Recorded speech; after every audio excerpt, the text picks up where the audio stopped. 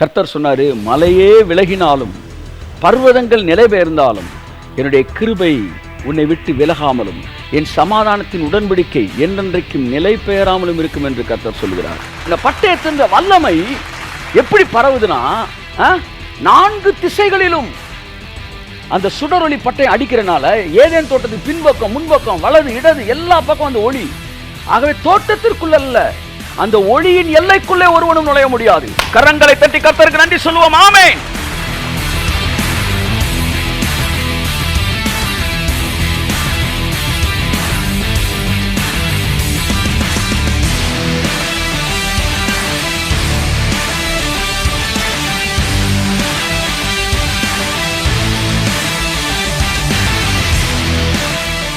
எத்தனை 1000 கோடி பேர் பிறந்திருக்கிறாங்க. இந்த ஒரு ஜெனரேஷன்ல 800 கோடி பேரா, 6000 வருஷத்துல எத்தனை 1000 கோடி பேர் பிறந்திருப்பாங்க. அவ்வளவுல எவ்வளவு பவர்ஃபுல்லான இருந்திருக்கிறாங்க. தேவனுடைய ஏதேன் தோட்டத்துக்குள்ள ஒருத்தனும் நுழைய முடியல. ஏனென்றால் சுடரொளி பட்டயம். நான் சொல்கிறேன், உங்கள் வாழ்க்கையில் அந்த சுடரொளி பட்டயம் இருக்கும் என்றால், கையத்தட்டி ஆமென். கர்த்தருடைய பட்டயம் இருக்கும் என்றால் இந்த உலகம் முழுவதையும் பிடித்த பிசாசு உன்னை பிடிக்க முடியாது, உன் எல்லையில் நுழைய முடியாது என்று நான் சொல்கிறேன்.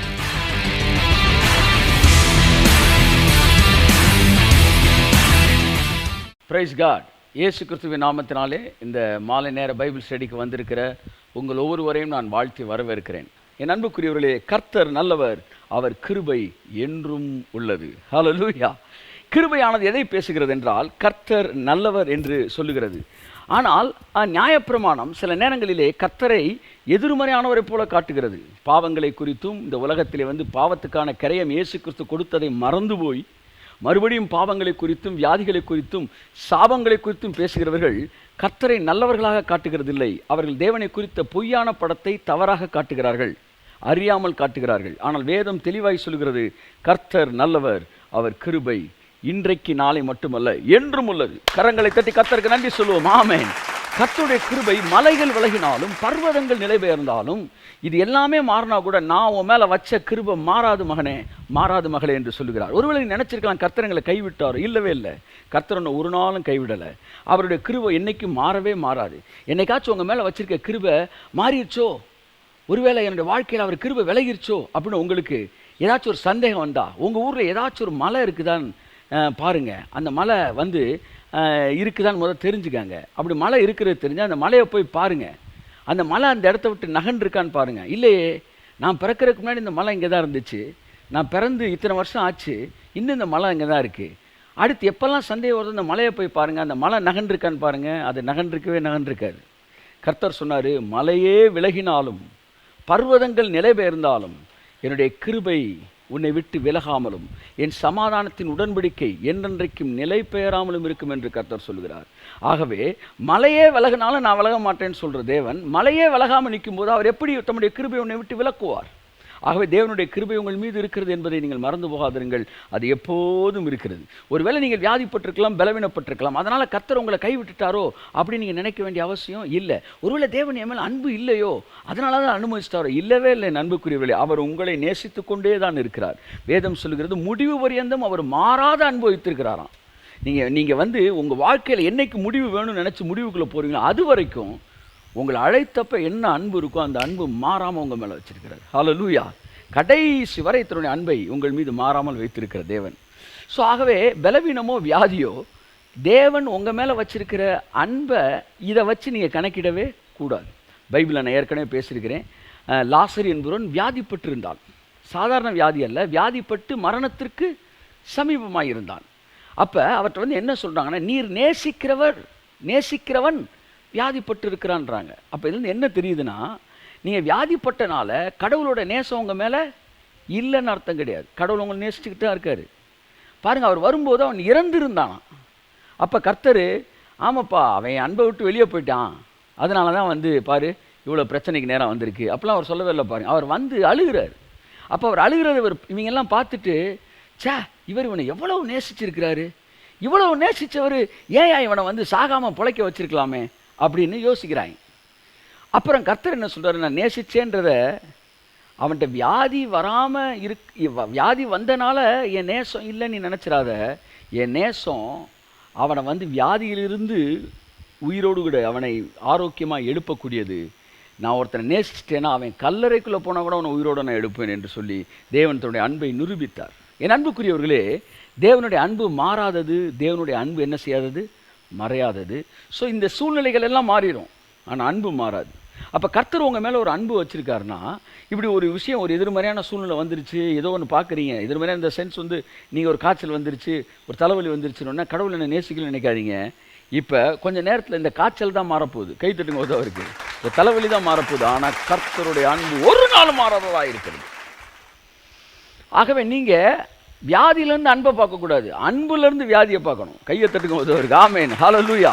வியாதியிலேருந்து அன்பை பார்க்க, வியாதியை வச்சு அன்பு இருக்கா, அது போயிடுச்சா அப்படின்னு பார்க்கக்கூடாது. அன்புலேருந்து வியாதி போயிடுச்சா அப்படின்னு நீங்கள் பார்க்கணும். அன்பு மாறாததாக இருக்கிறது. ஆகவே அன்புக்குரியவர்களே, இது போன்ற சூழ்நிலையில் ஒன்றை மட்டும் நீங்கள் மறந்துடவே கூடாது, கர்த்தர் உங்கள் மேலே வச்சிருக்கிற அன்பு எப்போவுமே நிறைவாக இருக்குது. ஹல்லேலூயா. அதனால் நம்ம நல்ல ஒரு இடத்துல இருக்கிறோம், நம்ம நல்லா தான் கர்த்தர் பாதுகாத்துக்கிட்டு இருக்காரு. நமக்கு எதிராக எவ்வளவு, அதாவது ஒரு வசனம் இன்றைக்கி காலையில் கர்த்தர் சொன்னார், உனக்கு எதிராக உருவாக்கப்படும் எந்த ஆயுதமும் அது வாய்க்காதே போகும். இந்த வார்த்தையை நான் உங்களுக்கு மறுபடியும் நான் சொல்லுகிறேன். இந்த நாளிலே புதிய வல்லமையோடு இந்த வார்த்தை உங்கள் இடத்தில் புறப்பட்டு வருகிறது.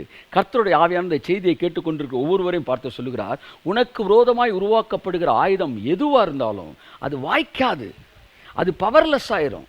அது வந்து கொள்ளை நோயாக இருக்கட்டும், அந்த வியாதி, அல்லது வந்து தரித்திரமாக இருக்கும், பஞ்சமாக இருக்கட்டும், பசியாக இருக்கும், எதுனாலும் இந்த உலகத்தில் புறப்பட்டு அப்படியே உன்னை நோக்கி வரலாம். ஆனால் உன் எல்லைக்குள்ளே வரும்போது செயல்படாமல் போய்விடும். உனக்கு எதிராக உருவாக்கப்படுகிற எந்த ஆயுதமும் உருவாக்கப்படுகிற இடத்திலே வாய்க்காமல் போகும். கரங்களை தட்டி கர்த்தருக்கு நன்றி சொல்லுவோம். ஆமென், ஆமென். அன்புக்குரியவர்களே, ஆகவே இந்த நாட்களிலே பரிசுத்த ஆவியானவர் உங்களுக்கு உதவி செய்து உங்கள் மனதை தேவனோடு வந்து தேவனை குறித்த உண்மையான ஒரு படத்தை, தேவன் உங்கள் மீது வைத்திருக்கிற அந்த உண்மையான அன்பை அறிந்து கொள்ளத்தக்கதாக உங்கள் கண்களை திறப்பாராக. அந்த உணர்வு தான் உங்களை தைரியமாக எழுப்பும், உங்கள் விசுவாசத்தை விஸ்வரூபம் எடுக்க வைக்கும். பூரண அன்பு பயத்தை புறம்பே தள்ளும். உங்களுடைய பயமெல்லாம் கடவுளை நீங்கள் அறிய அறிய கடவுளுடைய அன்பை புரிய புரிய விலகி போயிரும் பாருங்க. பயம் விலகின பிறகு அங்கே பலவீனத்துக்கு எதுவுமே இடமே இல்லை. இன்னும் கொஞ்சம் நேரம்தான், நீ உற்று விசாரித்தாயானால் அவன் அங்கே இருப்பதில்லை. இந்த எதிர்மறையான இந்த கொள்ளை நோய்கள்லாம் அங்கங்கே பாருங்கள், பல இடங்கள்லேருந்து மறைஞ்சிக்கிட்டு இருக்கு. நீங்கள் பார்க்குற அந்த கொள்ளை நோய்கள் எல்லாம் இன்னும் கொஞ்சம் நேரம் தான், நீ உற்று விசாரித்தது அங்கே இருக்காது.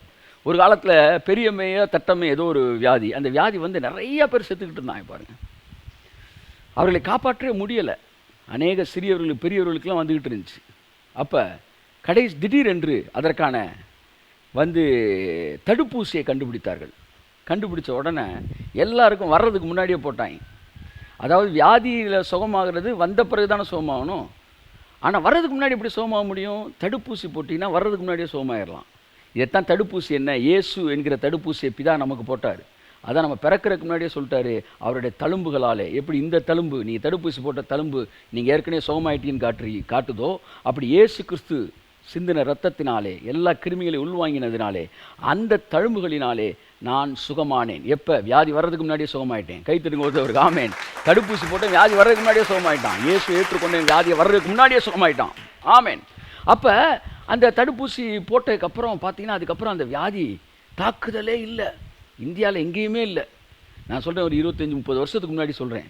அப்போ இந்திய அரசாங்கத்தில் ஒரு அறிவிப்பே கொடுத்தாங்க, எவனாச்சும் இந்த வியாதியில் இருக்கிறவனை யாராச்சும் ஒருத்தர் இருக்கிறத நீங்கள் கண்டுபிடிச்சி கொடுத்தீங்கன்னா அரசாங்கம் 10,000 ரூபா தரும். அந்த நாளைக்கு 10,000 ரூபா, நான் வந்து இன்றைக்கி வந்து 10 லட்சமான்னு வச்சுக்காங்களேன், 10,000 ரூபா சன்மானம் கொடுக்கப்படும். நான் எங்கே தேடி பார்த்தாலும் அந்த வியாதியின் தாக்கம் இல்லை. அப்படித்தான் இன்னும் கொஞ்சம் காலத்தில் இதை உற்று விசாரித்தாயானால் அது அங்கே இருப்பது இல்லை. அவ்வளோதான்.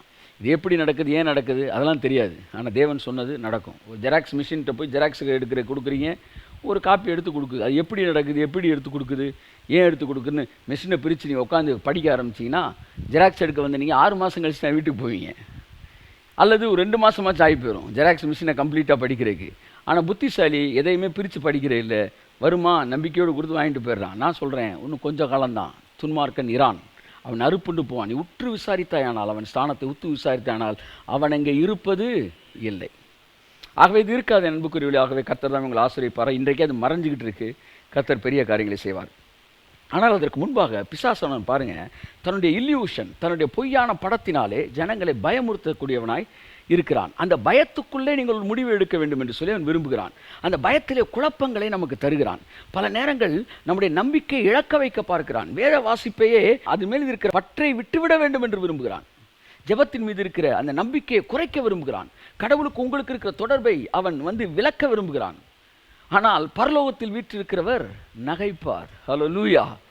கர்த்தர் அவர்களை இகழுவார். ஆகவே தேவன் உங்கள் வாழ்க்கையில் என்ன திட்டமிட்டிருக்கிறாரோ அதை தவிர்த்து தலையிலேருந்து ஒரு முடி கூட கீழே விழாது. எழுதிக்காங்க. தேவன் என் வாழ்க்கையில், எல்லாம் சொல்லுங்கள், தேவன் என் வாழ்க்கையில் என்ன செய்ய திட்டமிட்டு ஏற்கனவே செஞ்சு முடிச்சிருக்காரோ அது மட்டும்தான் நடக்கும்.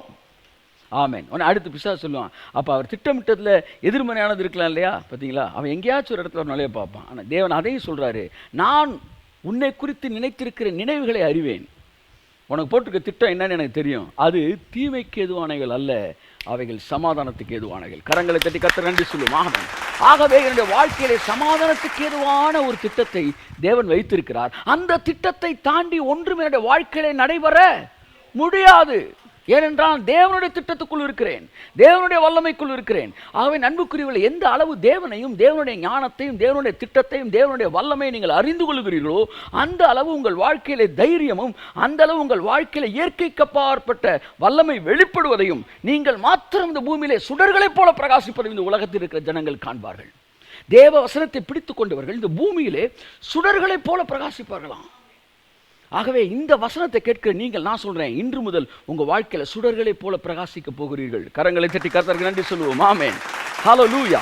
ஆகவே கர்த்தருடைய வல்லமையை அறிந்து கொள்ள உங்கள் மனதை ஆவியானவர் திறப்பாராக. இன்றைக்கு ஒரு சில வசனங்களை நான் உங்கள் மத்தியிலே வாசித்து தேவனுடைய வார்த்தை உங்களுக்கு கொடுக்க விரும்புகிறேன்.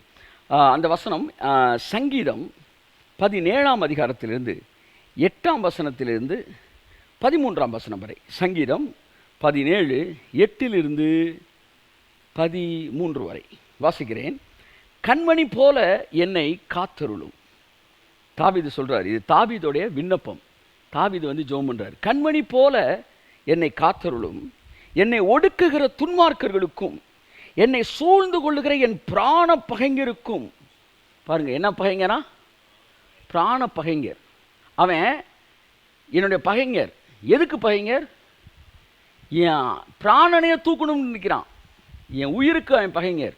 சிலர் இருக்காங்க, போய் கை எடுத்துகிட்டு வந்துடுவாங்க, சிலர் கால் எடுத்துகிட்டு வருவாங்க. இவங்க வேலையை கை கால் எடுக்கிறவங்க. அவங்க எல்லாம் பிராணன் எடுக்க மாட்டாங்க. ஆனால் இங்கே சொல்லப்படுகிற இந்த எதிரிகள் சாதாரண எதிரிகள் அல்ல, உங்கள் பிராணனை எடுக்க வேண்டும் என்று தெரிகிறவர்கள். அது மனிதர்களாக இருக்கலாம், கொள்ளை நோய்களாக இருக்கலாம், உங்களுடைய வாழ்க்கையும் நற்பெயரையும் கெடுக்கக்கூடிய சூழ்ச்சி செய்கிற கயவர்களாக இருக்கலாம். முடிவாக உங்கள் பிராணனை தூக்க வேண்டும் என்பதுதான் அவனுடைய திட்டம். இன்றைக்கு நீங்கள் பார்க்கிற கொள்ளை நோய் கூட ஒரு விதமான பிராணன் பகைஞர். பாருங்க, இந்த பிராண பகைஞரை பற்றி அவன் பேசுகிறான். என்னை ஒடுக்குகிற துன்மார்க்கனுக்கும் என்னை சூழ்ந்து கொள்கிற என் பிராண பகைஞருக்கும் மறைவாக உம்முடைய செட்டைகளின் நிழலில் என்னை காப்பாற்றும். கரங்களை தட்டி கர்த்தருக்கு நன்றி சொல்லுவோம். ஆமென், ஆமென், ஆமென். என் அன்புக்குரியவர்களே, தொடர்ந்து அவர் பேசிட்டே வர்றார். ஆனால் முன்னாடி என்ன சொல்றார்? செட்டைகளின் நிழலில் என்னை காப்பாற்றுன்றார். அப்போ நான் தான் தொடங்கும் போதே சொன்னேன், தேவனுடைய வார்த்தையை நீங்கள் கேட்பதற்கு முன்பாக செட்டைகளின் நிழலுக்குள்ளே வரணும், ப்ரெசன்ஸ்குள்ளே வரணும். ஆமென் சொல்லுங்கள். அந்த அந்த அந்த சப்ளைக்குள்ளே வரணும். பாருங்கள், ஒரு கீபோர்டு இருக்குது. அந்த கீபோர்டை எடுத்து வச்சு நீங்கள் பாட்டுக்கு அமுக்குனீங்கன்னா என்ன செய்யாது? என்ன செய்யாது? வராது, சவுண்டு வராது. ஏன் சவுண்டு வராது? முதல் என்ன செய்யணும்? பிளக்கை சொருகி எலிமினேட்டரை நீங்கள் இது பண்ணி சொருகணும். அப்போ சப்ளை வரணும். சப்ளை வந்ததுக்கு அப்புறம் தான் என்ன வரும்? மியூசிக் வரும். அப்படித்தான் நீங்கள் முதல் சப்ளைக்குள்ளே வரணும். கை தட்டுக்கு வரவருக்கு. ஆமென், ஆமென், ஆமென். எடுத்தோன்னே பைபிள் எடுத்து கிங்கி நீங்கள் வாசிடக்கூடாது, அது சவுண்டு வராது. இப்போ சப்ளை வேணும். இவன் சொல்கிறான் பாருங்க, பிராண பகைஞருக்கும் உம்முடைய செட்டைகளின் கீழே என்னை காப்பாற்றும். உங்கள் ப்ரெசன்ஸ்குள்ளே நான் வர விரும்புகிறேன் ஆண்டவரே அப்படின்றான். சொல்லிட்டு அடுத்து சொல்கிறான், அவர்கள் நினந்துண்ணி இருக்கிறார்கள், அவர்கள் வாயினில் வீம்பு பேசுகிறார்கள், நாங்கள் செல்லும் பாதைகளில் இப்பொழுது எங்களை வளைத்து கொண்டார்கள். சுற்றி என்ன செஞ்சுட்டாங்க? எங்களை அரெஸ்ட் பண்ணிட்டாங்க. எங்களால் ஒரு வேலையும் செய்ய முடியல, ஒன்றும் பண்ண முடியல. உங்களை எதெல்லாம் அரெஸ்ட் பண்ணுதோ அதெல்லாம் எதிரி தான். உங்களை சுற்றி நிற்கிற எல்லாமே என்ன தான்? எதிரி தான். அது பணப்பிரச்சனையாக இருக்கலாம். சார் ஒரு ஸ்டெப் எடுத்து வைக்க முடியல சார், சுற்றி அரெஸ்ட் பண்ணிடு சார் அப்படின்னா அது ஒரு எதிரி. அல்லது வியாதியாக இருக்கலாம். சில நேரம் ஒரு காய்ச்சல் வந்துடும், தலைவலி வந்துடும். சிலருக்கு சில எனக்கெல்லாம் சில நாட்களில் அந்த நாட்களில் திடீர்னு ஒரு இப்போ டைஃபாய்டு வந்திருக்குன்னு வச்சுக்காங்களேன், அந்த டைம் பைபிள் வாசிக்க முடியாது, ஜெபம் பண்ண ஒன்றுமே பண்ண முடியாது. ஒரு நாள் யோசித்தேன், எப்படி அந்த காலத்தில் வந்து எனக்கு இதெல்லாம் கர்த்தர் தான் கொடுக்குறாரு அப்படின்னு சொல்லி வச்சுருந்தாங்க. அப்போ கர்த்தர் கொடுக்குறாருன்னா ஏன் ஜெபம் பண்ண விட மாட்டேன்து? கர்த்தர் கொடுத்தா ஜெபிக்கிறதுக்கு நல்லா ஜெபம் பண்ண, அதாவது உங்களுக்கு ஃபீவர் இருக்குது, நல்ல ஆவியில் நின்று ஜெபம் பண்ணுறீங்க, ஆனால் மற்ற வேலை எதுவும் பார்க்க முடியல, தூங்குறீங்க அப்படின்னா கர்த்தர் கொடுத்தா சொன்னால் ஜெபம் பண்ண முடியல, பைபிள் வாசிக்க முடியல, எந்த விதத்திலும் என்னுடைய ஒரு பாருங்கள், ஒரு 10 நாள் காய்ச்சல் இருந்துட்டு எந்திரிக்கும் போது 10 நாளைக்கு முன்னாடி அந்த விசுவாசம் போச்சு. ஏன்னா இடையில 10 நாள் நான் என்ன செய்யலை, கடவுளோட உறவே வைக்கலை. அப்போ இந்த 10 நாள் வியாதி என் ஆவிக்குரிய வாழ்க்கையில் அழிக்க தான் செஞ்சிருக்கே ஒழிய என் ஆவிக்குரிய வாழ்க்கையில் தூக்கி விடலை. ஆகவே தான் சொல்லுகிறேன், தேவன் வியாதியின் மூலமாக ஒன்றை கற்றுக் கொடுக்கிறவர் அல்ல. அது ஒன்று அரெஸ்ட் பண்ணும், பண பிரச்சனை ஒன்று அரெஸ்ட் பண்ணும், வியாதி ஒன்று அரெஸ்ட் பண்ணும், உன் எதிரிகள் ஒன்று அரெஸ்ட் பண்ணுவார்கள். அப்போ தாவீது சொல்றாரு, நாங்கள் செல்லும் பாதைகளில் இப்பொழுது எங்களை வளைத்து கொண்டார்கள், எங்களை தரையிலே தள்ளும்படி அவர்கள் கண்கள் எங்களை நோக்கி கொண்டிருக்கிறது. இப்படிலாம் சூழ்நிலை இருக்கலாம். எதுக்கு சார் எதிரி எவ்வளோ எக்ஸ்பிளைன் பண்ணணும்? எதிரியை காட்டணும் போது, அப்புறம் தான் ஹீரோ காட்டணும். இப்பேற்பட்ட ஆளை தூக்குனா அவர் எப்பேற்பட்ட ஆளா இருப்பார், அப்படி பேசணும். என் அன்புக்குரியவர்களே பாருங்கள், பைபிளில் எல்லாத்தையும் எக்ஸ்பிளைன் பண்ணுறாரு தாவீது. எங்களை தரையில் தள்ளுற அளவுக்கு நோக்கி. இப்போ இன்றைக்கி உங்களை சுற்றி பார்த்தீங்கன்னா எதிர்மறையான ஒரு சூழ்நிலை நீங்கள் பார்க்குறீங்க. கொள்ளை நோய் பரவி இருக்கிறதை பார்க்கிறீர்கள். நாளுக்கு நாள் வியாதியோட எண்ணிக்கை கூடி இருக்கிறதெல்லாம் கூட நீங்கள் கேட்குறீங்க. ஆனால் இப்போ குறைய ஆரம்பிச்சிருக்கு இயேசு நாமத்தில், நிறையா மாறுது. அப்போ எதிர்மறையான காரியங்கள், நீங்கள் வெளியில் போய் உங்கள் வாழ்க்கைக்கான எந்த காரியத்தை செய்ய முடியாத மாதிரி ஒரு அரெஸ்டாக இருக்குது. இது வந்து கவர்மெண்ட் உங்கள் மேலே அரெஸ்ட் பண்ணல, வியாதி தான் அரெஸ்ட் பண்ணுது. இப்பேற்பட்ட ஒரு சூழ்நிலையில் பீறுகிறதற்கு ஆவலுள்ள சிங்கத்திற்கும் மறைவிடங்களில் பதிவிருக்கிற பாலசிங்கத்துக்கும் ஒப்பாய் இருக்கிறார்கள். என் சத்துருக்கள் சிங்கம் என்னைக்காச்சும் வந்து கையை மட்டும் கடிச்சிட்டு போமா, காலை மட்டும் கடிச்சிட்டு போமா, நேராக எங்கே தான் வைக்கும்? குறவலையில் தான் வாய வைக்கும், ஒரே கடி. அப்போ சிங்கம் எப்படி இருக்கும் யோசிங்க. இப்போ இந்த இடத்துல வந்து தாவீது யாரை சொல்கிறான்னா, சிங்கத்தையே பேசலை, சிங்கம் மாதிரி ஆட்கள், சிங்கம் மாதிரி பிரச்சனை, என்னை அரெஸ்ட் பண்ணப்ப என்னை கொலை செய்ய நினைக்கிற எதிர்மறையான பிசாசின் தந்திரங்கள், திட்டங்கள், மறைவான கண்ணிகள், ரீபா காமா லா சாந்துனா எல்லாத்தையும் தூக்குறாரு கர்த்தர். கரங்களை தட்டி கர்த்தரண்டி சொல்லுவோம் ஆமென். ஒன்றும் இருக்காது ஆமென். இது எல்லாத்தையும் சொல்றாரு, இதற்கெல்லாம் ஒப்பா இருக்கிறார்கள். கர்த்தாவே, இப்போதான் நான் மேட்ருக்கு வரேன், நீர் எழுந்திருந்து அவனுக்கு எதிரிட்டு அவனை மடங்கடியும்.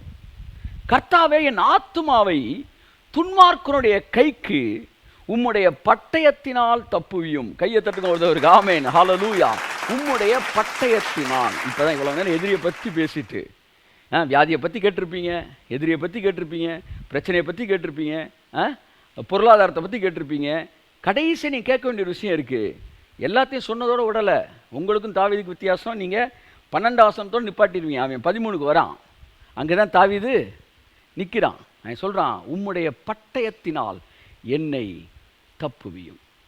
தாவீதுக்கு எதிரியை குறித்த அறிவு இருந்தது, ஆனால் அதை விட கர்த்தருடைய பட்டயத்தை குறித்த அறிவு அதிகமாக இருந்தது. கரங்களை தட்டி கர்த்தருக்கு நன்றி சொல்லுவோம். Praise God. மறுபடியும் சொல்கிறேன், தாவீதுக்கு எதிரியை குறித்த அறிவை விட கர்த்தருடைய பட்டயத்தை குறித்த அறிவு, தேவனுடைய வல்லமையை குறித்த அறிவு அவனுக்கு தெளிவாக இருந்தது.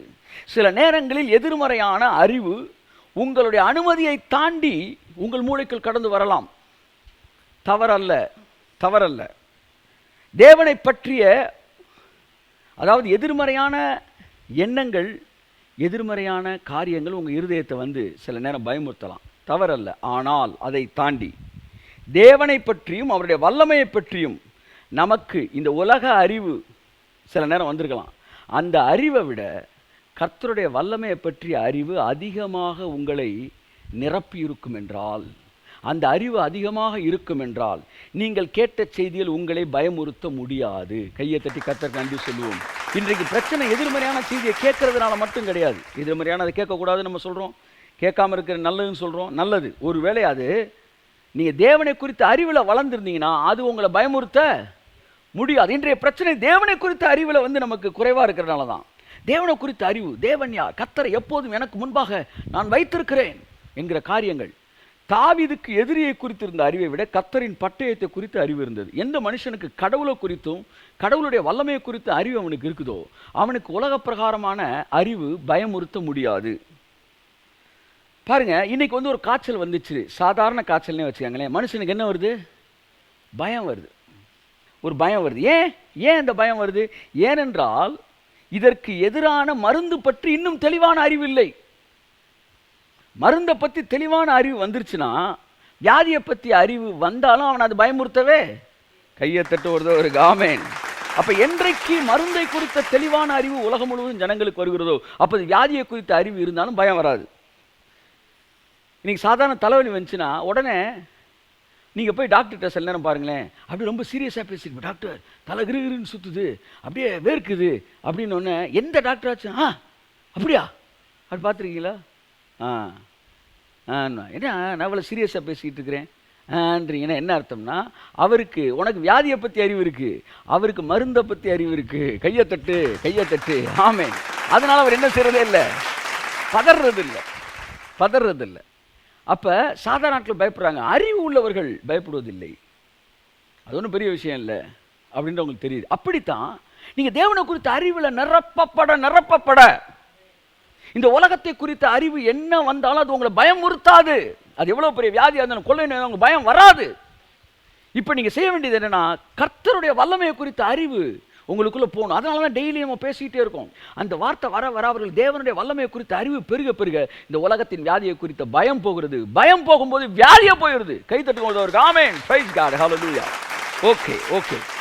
தாவீதுக்கு கர்த்தரின் பட்டயத்தை பற்றிய அறிவு இருந்ததினால் உம்முடைய பட்டயத்தினால் என்னை தப்புவியும் பேசினான்.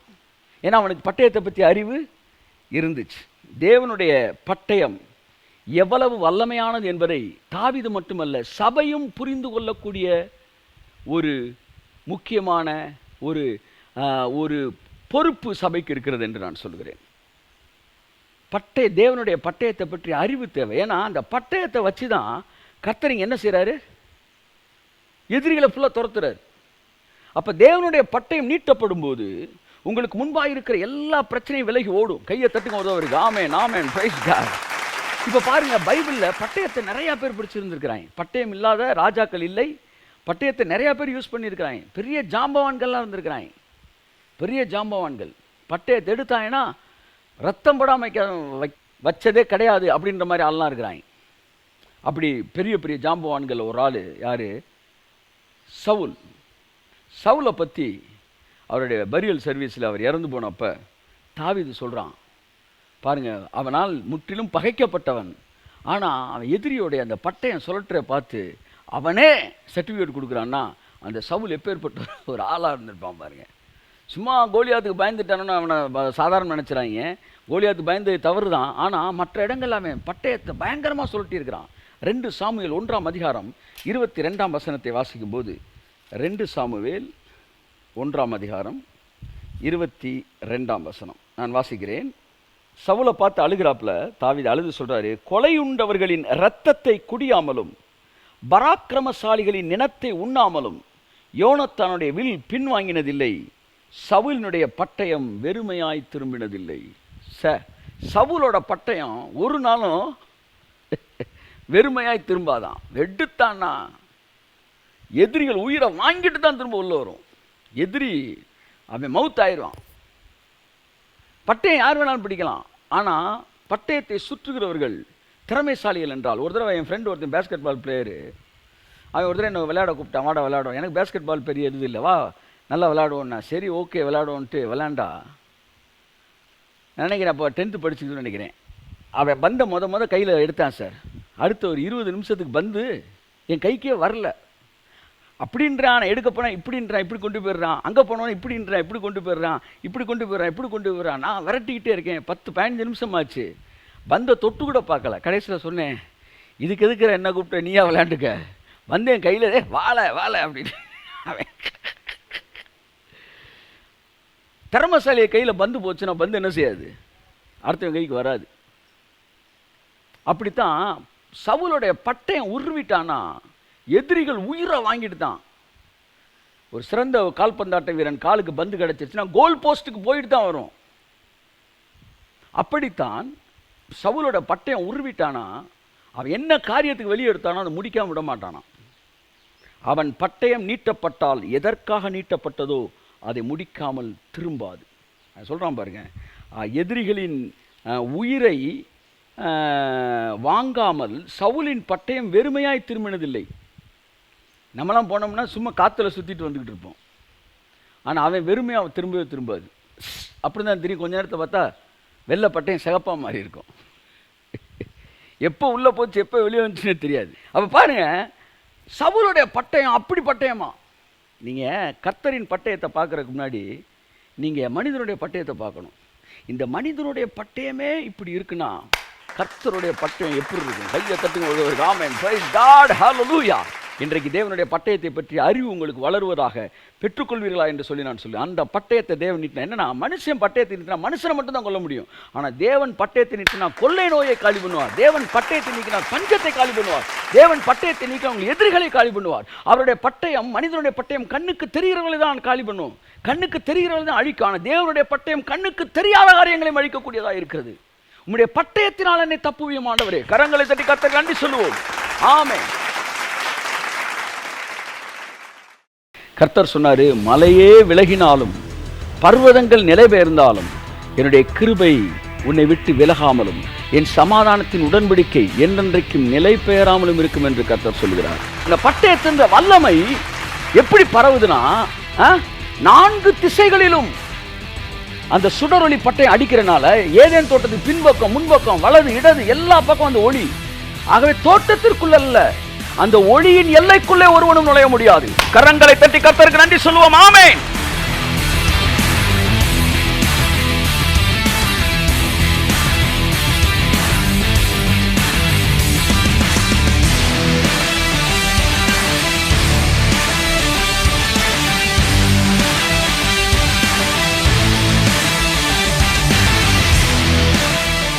எத்தனை 1000 கோடி பேர் பிறந்திருக்கிறாங்க. இந்த ஒரு ஜெனரேஷன் 800 கோடி பேரா. 6000 வருஷத்துக்கு எத்தனை 1000 கோடி பேர் பிறந்திருப்பாங்க. அவ்வளவுல எவ்வளவு பவர்ஃபுல்லான இருந்திருக்கிறாங்க. தேவனுடைய ஏதேன் தோட்டத்துக்குள்ள ஒருத்தனும் நுழைய முடியல. ஏனென்றால் சுடரொளி பட்டயம். நான் சொல்கிறேன், உங்கள் வாழ்க்கையில் அந்த சுடரொளி பட்டயம் இருக்கும் என்றால், கையெழுத்து ஆமென், கர்த்தருடைய பட்டயம் இருக்கும் என்றால் இந்த உலகம் முழுவதையும் பிடித்த பிசாசு உன்னை பிடிக்க முடியாது, உன் எல்லையில் நுழைய முடியாது என்று நான் சொல்கிறேன்.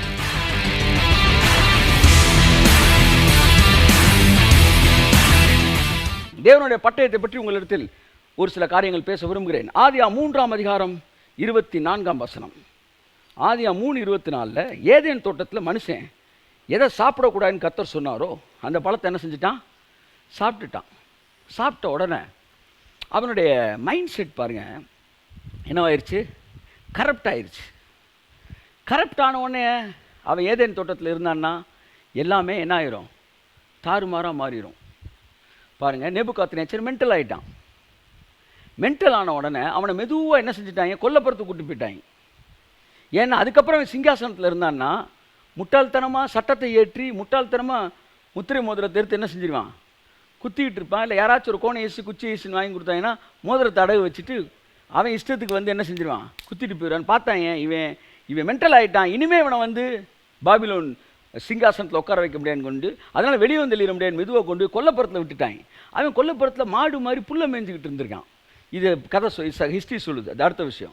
இப்போ இவன் திடீர்னு ஒரு நாள் கர்த்தர் அவனை தொட்டு சோமாக்கினப்ப அவன் புத்தி அவனுக்கு திரும்ப வந்துச்சுல, திரும்ப பாபிலோன் இதுக்கு வந்துட்டான், சிங்காசனத்துக்கு வந்துட்டான்.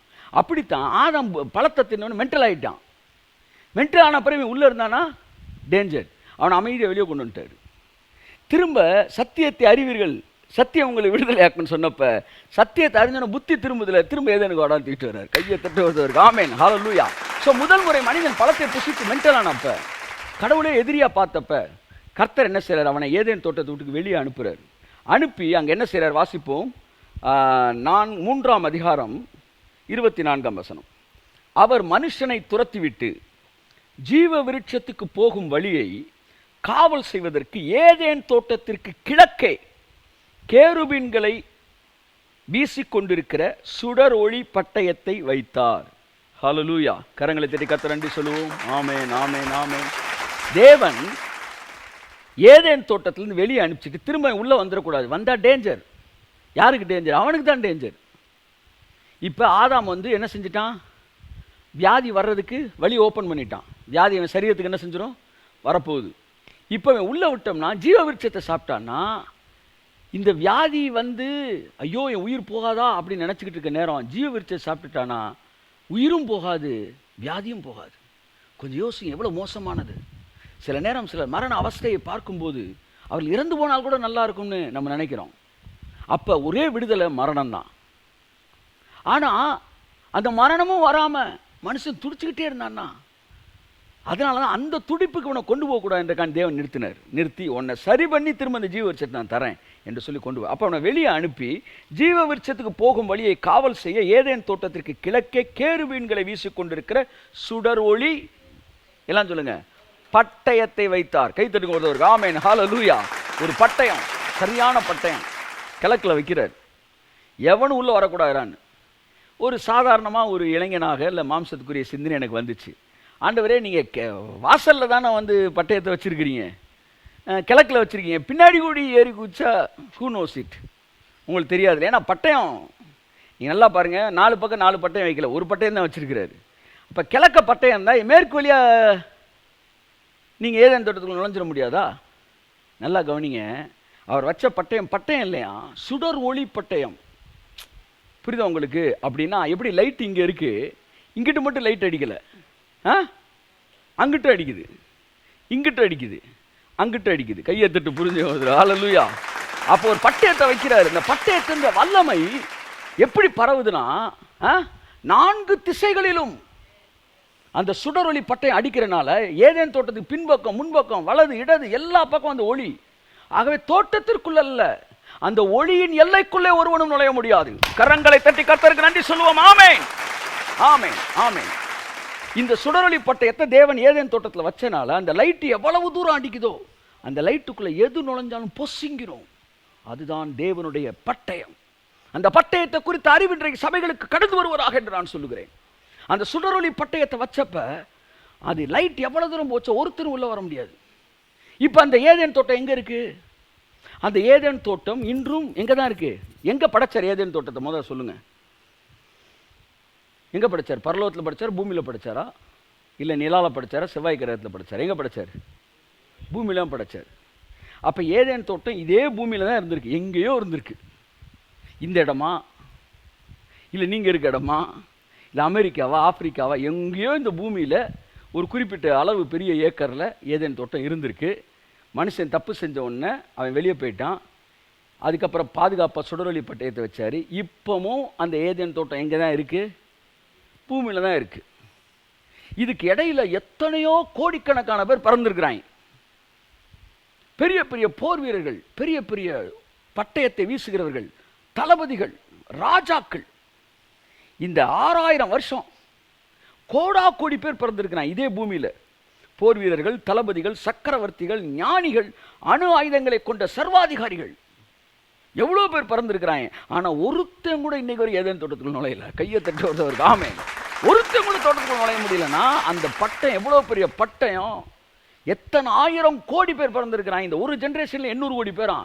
6000 வருஷத்தில் எத்தனை 1000 கோடி பேர் பிறந்திருப்பாங்க. அவ்வளவுல எவ்வளவு பவர்ஃபுல்லான இருந்திருக்கிறாங்க. ஆனால் தேவனுடைய ஏதேன் தோட்டத்துக்குள்ள ஒருத்தனும் நுழைய முடியல. ஏனென்றால் சுடரொளி பட்டயம். நான் சொல்கிறேன், உங்கள் வாழ்க்கையில் இந்த சுடரொளி பட்டயம் இருக்கும் என்றால் கையத்தட்டி ஆமென். கர்த்தருடைய பட்டயம் இருக்கும் என்றால் இந்த உலகம் முழுவதையும் பிடித்த பிசாசு உன்னை பிடிக்க முடியாது, உன் எல்லையில் நுழைய முடியாது என்று நான் சொல்கிறேன். எல்லைக்குள் நுழைய முடியாது. பாருங்க, இதே உலகத்தில் இந்த பூமியில தான் west part of north Atlantic ஓசன்ல என்ன இருக்குது? பெர்முடா ட்ரையாங்கிள் இருக்கு. பெர்முடா ட்ரையாங்கிள் இது எங்க இருக்கு? நியர் ஐ திங்க் புளோரிடாக்கு பக்கத்தில் வருதுன்னு நினைக்கிறேன். Bermuda triangle. இந்த ட்ரையாங்கிள்குள்ள எந்த கப்பல் போனாலும் என்ன ஆயிடுது? காணாமல் போயிடுது. இவங்க பெரிய பெரிய ஹைலி எக்யூப்டு டெக்னாலஜியில் பயங்கரமான இதெல்லாம் கொண்டு போனாலும் ஒரு குறிப்பிட்ட இடத்துக்கு மேலே போனால் என்ன ஆயிடுது? கனெக்ஷனே கட் ஆயிடுது. சரி, கப்பலில் போனால் தான் அப்படியா அப்படின்னு ஃப்ளைட்டில் போனால் ஃப்ளைட்டும் அந்த ஏரியாவை கிராஸ் ஆனால் என்ன ஆயிடுது? காணாமல் போயிடுது. அதில் காணாமல் போனது எதையுமே இது வரைக்கும் கண்டுபிடிக்கலை. மனுஷன் நிலாவுக்கு போயிட்டான். நிலாவில் போய் வந்து குழாயில் நல்ல தண்ணி வருதா உப்பு தண்ணி வருதான்னு பார்த்துட்டான். செவ்வாய் கிரகம் போயிட்டான். அவன் போகாத இடமே இல்லை. ஆனால் பூமிக்குள்ள ஒரு ஏரியாவுக்குள்ள போக முடியல. என்ன குடும்பம் சார் இது? இப்போ இந்த பெர்முடா ட்ரையாங்கிளை எவனையும் கிராஸ் பண்ணவே முடியல. அதனால் சிலர் என்ன சொல்கிறாங்கன்னா வந்து இந்த பெர்முடா ட்ரையாங்கிள் தான் தேவன் சுடரொளி பட்டயம் வைத்த ஏதேன் தோட்டமாக இருக்கலாம். இன்றைக்கி இவ்வளவு சயின்ஸ் வளர்ந்து டெக்னாலஜி இருந்தும் பெர்முடா ட்ரையாங்கிள்ஸில் என்ன இருக்குன்னு இவனால் பார்க்கவே முடியல. பூமிக்குள்ளே போயிட்டான், வானத்துக்கு மேலே போயிட்டான், எங்கெங்கேயோ போயிட்டான், நிலாவில் போய் உட்காந்து கொடியை ஊண்டிட்டு வந்துட்டான். ஆனால் இங்கே பூமியில் இந்த குறிப்பிட்ட விஷயத்தை தாண்டறதுக்கு ஃப்ளோரிடாலேருந்து அந்த அந்த அந்த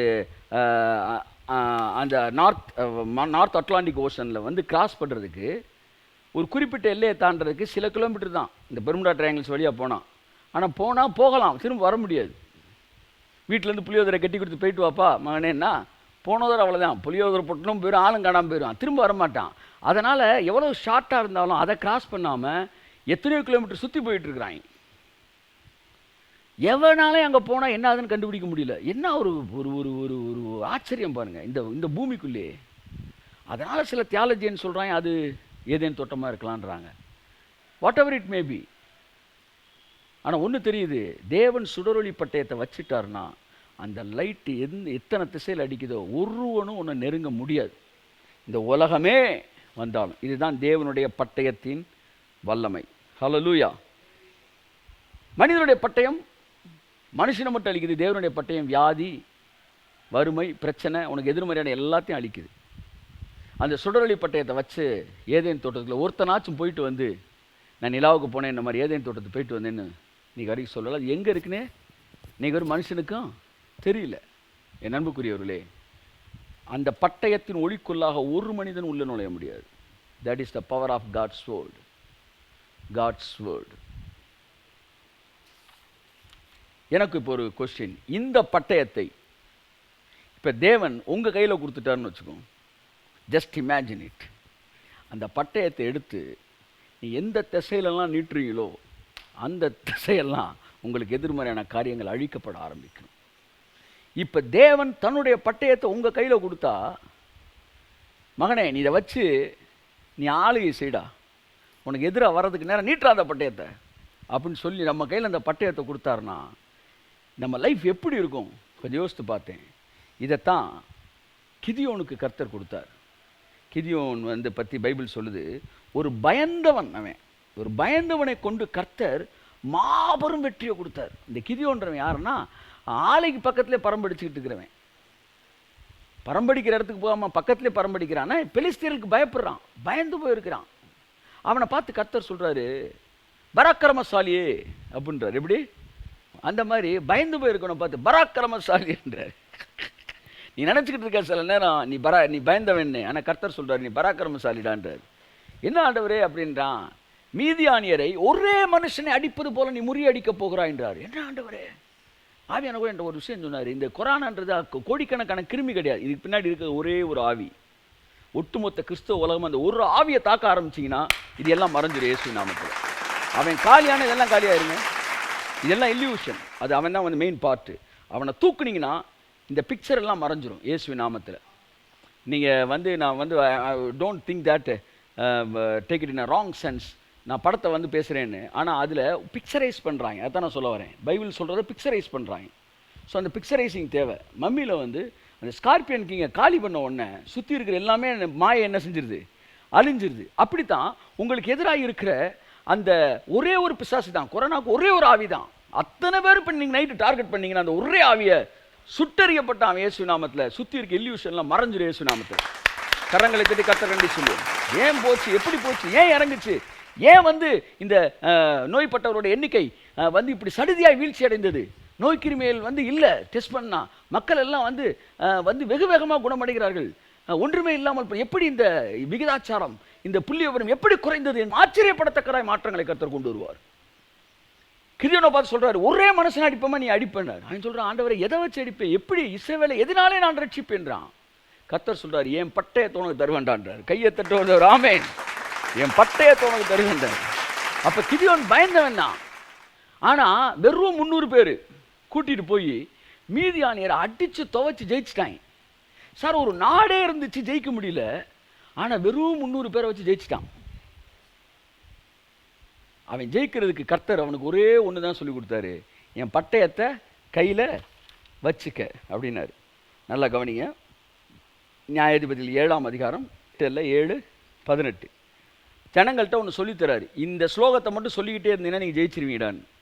இப்போ கிதியோன் வந்து பட்டயத்தை வச்சிருக்கிறான். இப்போ 7:18 சொல்லி, நானும் என்னோடு இருக்கிற சகலமான பேர்களும் எக்காலம் ஊதும்போது நீங்களும் பாளையத்தை சுற்றி எங்கும் எக்காலங்களை ஊதி என்ன சொல்லணுமா, கர்த்தருடைய பட்டயம் கிதியோனுடைய பட்டயம் என்பீர்களாக. கையை தட்டுங்க. ஆமென், ஹல்லேலூயா, ஹல்லேலூயா.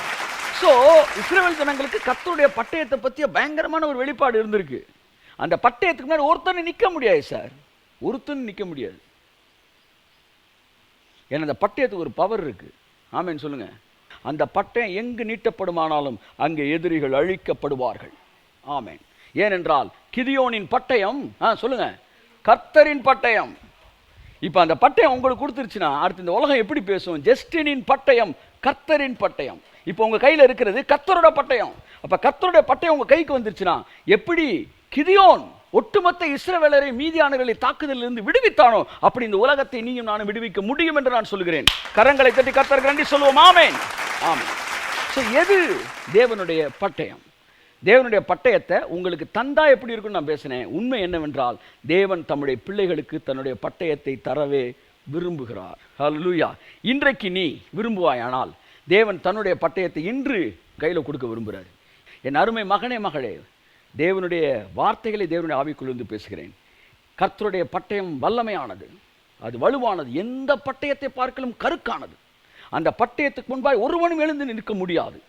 சவுலின் பட்டயத்துக்கு முன்பாய் எதிரிகள் நிற்க முடியாதது போல அதிலும் மேன்மையான தேவனுடைய பட்டயத்துக்கு முன்பாய் ஒருவனும் நிற்க முடியாது, ஒரு வியாதியும் நிற்க முடியாது. அந்த பட்டயத்தை இன்று கர்த்தர் உனக்கு கொடுக்க விரும்புகிறார். தேவனுடைய பட்டயம் எது என்பதை நாம் வாசிப்போம். எபிரேயர் 4ஆம் அதிகாரம் 12ஆம் வசனம். எபிரேயர் 4:12. தேவனுடைய வார்த்தையானது, கை தட்டுங்க எல்லாம், கை தட்டுங்க. எது பட்டயமா? தேவனுடைய வார்த்தையானது ஜீவனும் வல்லமையும் உள்ளதாயும் இருபுறம் கருக்குள்ள எந்த பட்டயத்திலும் கருக்கானதாயும் இருக்கிறது. கையை தட்டி கர்த்தர் கண்டி சொல்லுவோம். Praise God. தேவனுடைய பட்டயம் தான் இந்த உலகத்திலே பவர்ஃபுல்லான பட்டயமா. அந்த பட்டயம் எதுவா? தேவனுடைய வார்த்தையானது. அப்ப தேவனுடைய பட்டயம் என்பது என்ன? அந்த பட்டயத்தை உங்கள்ட்ட கொடுக்க விரும்புகிறாரு. அந்த பட்டயத்தை எடுத்து நீ நீட்டா மகனே, உனக்கு முன்னாடி எதுவும் நிற்காதரா சொல்லி கையில் கொடுக்குறாருன்னா பாருங்க. ஒரு ஃபிலிமில் வந்து ஒரு இன்ஸ்பெக்டரு அவர் வெளியே போயிருப்பார், ஒய்ஃபை மட்டும் வீட்டில் விட்டுருப்பார், பையன் இருப்பான். வீட்டை சுற்றி எதிரிகள் என்ன செஞ்சுருவாங்க? சூழ்ந்துருவாங்க. கதவை தட்டுவாங்க. ஒரு 5-6 பேர் வந்திருப்பாங்க, கதவை தட்டுவாங்க. அப்போ ஒய்ஃப் பயந்து போய் என் வீட்டுக்கார் வீட்டில் இருக்காருன்னு ஒரு பொய்யை சொல்லும்போது அவங்க பார்த்துருவாங்க வீட்டுக்கார் வீட்டில் இல்லை. ஏன்னா வீட்டுக்கார் எங்கே இருக்காருன்ற பார்த்து ஃபோன் பண்ணிட்டாங்க. அவன் இங்கே இருக்கிறான், ஏன் வீட்டில் இல்லை, அடித்து தகறியான்ட்டாங்க. கதவை உடச்சி வீட்டில் இருக்கால கொன்றுன்னு. இவன் ஃபோன் பண்ணி கேட்குறான், இல்லை இங்கே இருக்கிறதா சொல்லிகிட்டு இருக்குது அந்த அம்மா, உண்மையாக சொல்லியான். இல்லை நம்ம பொய் சொல்லுது, வீட்டுக்காரன் இங்கே தான் இருக்கிறான், ஸ்டேஷனில் இருக்கிறான்.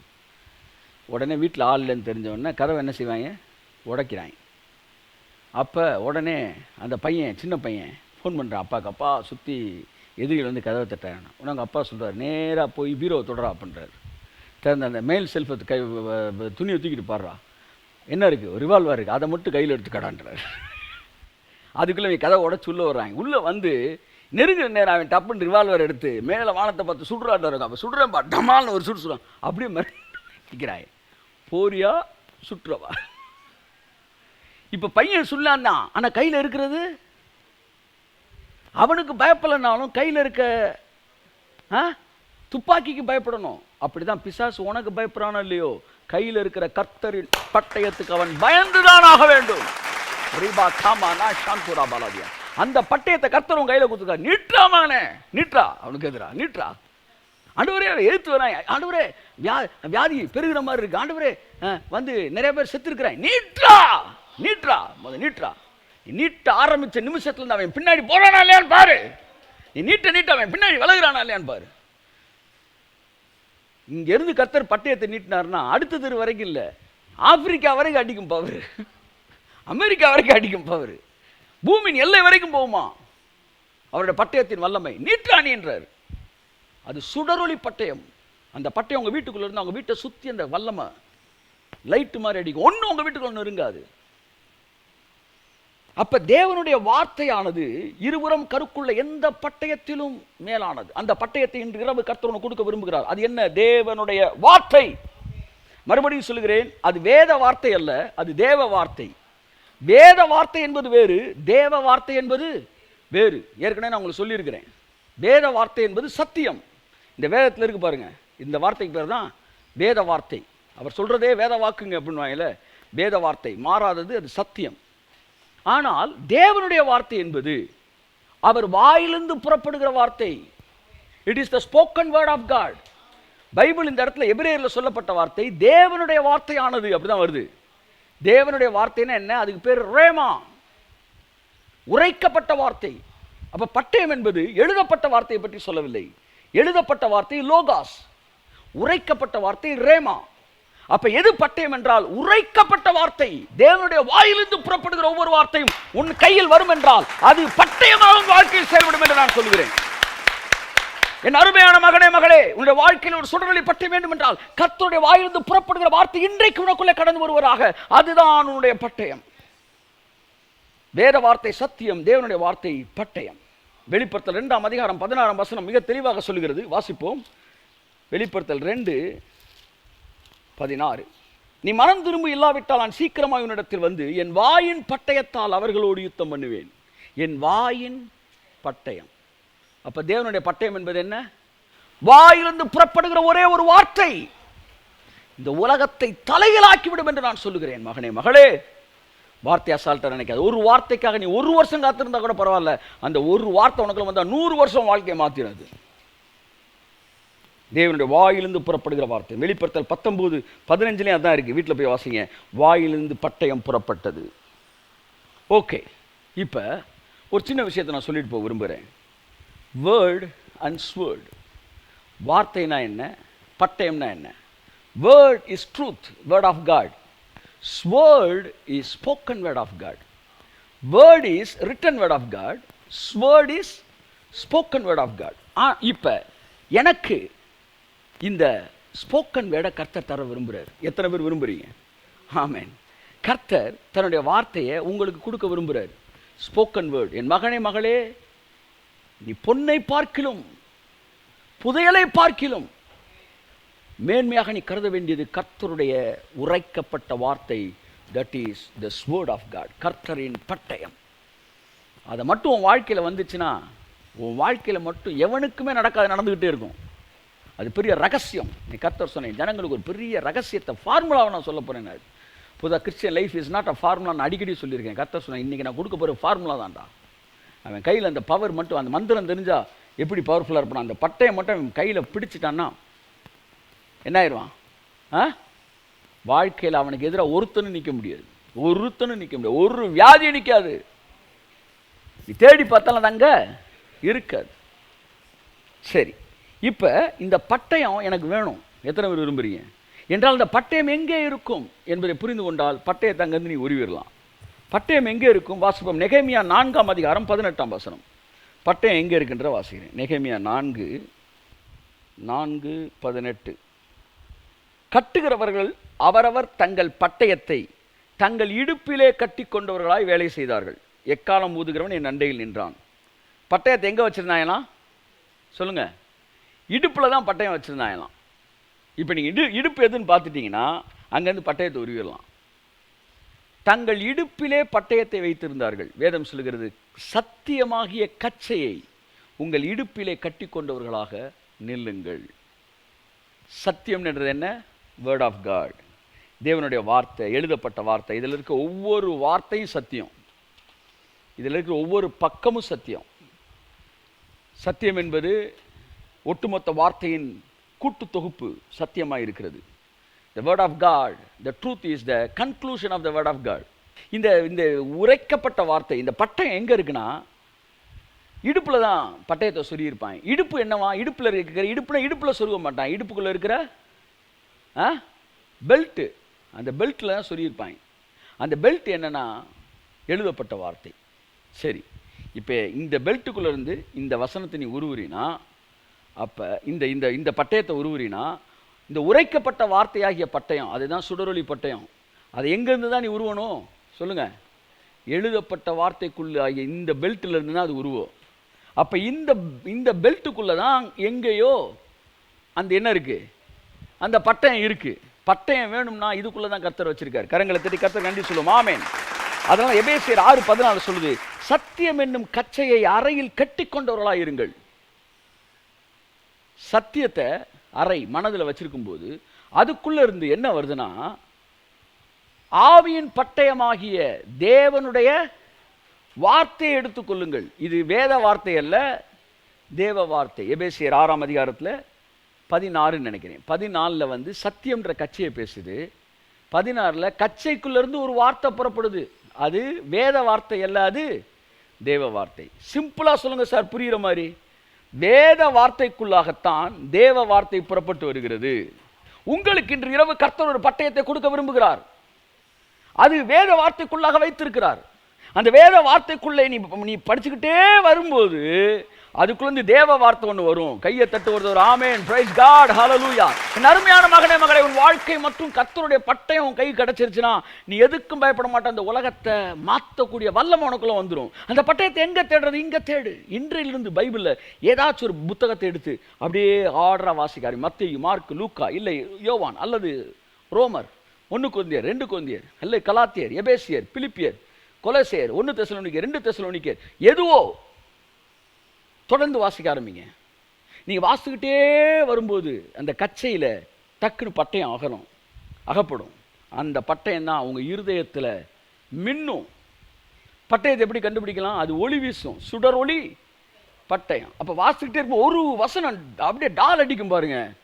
உங்கள் இருதயம் அப்படியே வெளிச்சத்தில் நிரம்பும். எடுத்துக்க, ஒரு வசனம் போதும் ஒட்டுமொத்த கொரோனாவை ஒட்டுமொத்த கோவிட்-19 அழித்து அப்புறப்படுத்துவதற்கு. உங்கள் ஒவ்வொருவருக்கும் ஒரே ஒரு வசனத்தை தேவனிடத்தில் பெற்றுக்கொள்ளுங்கள் என்று உங்களை நான் உற்சாகப்படுத்துகிறேன். ஸோ பட்டயம் இடுப்பில் என்றால் தேவனுடைய பட்டயம் சத்தியமாகிய கச்சையில் இருந்து உருவப்படுகிறது. தேவனுடைய பட்டயம் உரைக்கப்பட்ட வார்த்தை, அது எழுதப்பட்ட வார்த்தையிலிருந்து வருகிறது. இன்னும் புரிகிற மாதிரி அழகாக உங்களுக்கு சொல்கிறேன். லூக்கா 6:47-48 இயேசு கிறிஸ்து லோகாசையும் ரேமாவையும் டிஃபரன்ஷியேட் பண்ணி காட்டுறார். லூக்கா 6:47-48 என்னிடத்தில் வந்து என் வார்த்தைகளை கேட்டு, எல்லாம் சொல்லுங்க, வார்த்தைகளை படித்தா கேட்டா, நல்லா கவனிங்க. இதிலிருந்து நீங்கள் வார்த்தையை படிக்கிறீங்க, இது எழுதப்பட்ட வார்த்தை. இதுக்குள்ள உரைக்கப்பட்ட வார்த்தை வரும்போது வார்த்தையை கேட்குறீங்க. விசுவாசம் படிப்பதினால் வராது, விசுவாசம் கேள்வியினால் வரும். ஸோ படிக்கிற பழக்கம் இருக்கிற உங்களுக்கு இன்னையிலேருந்து கேட்குற பழக்கம் தொடங்குவதாக. ஏனென்றால் கச்சைக்கு வந்துட்டீங்க, இனி அடுத்து பட்டயத்துக்கு வந்துடுறீங்க. இந்த பட்டயம் கைக்கு வந்துருச்சுன்னா உங்களுக்கு எதிராக ஒருத்தனும் நிற்க முடியாது.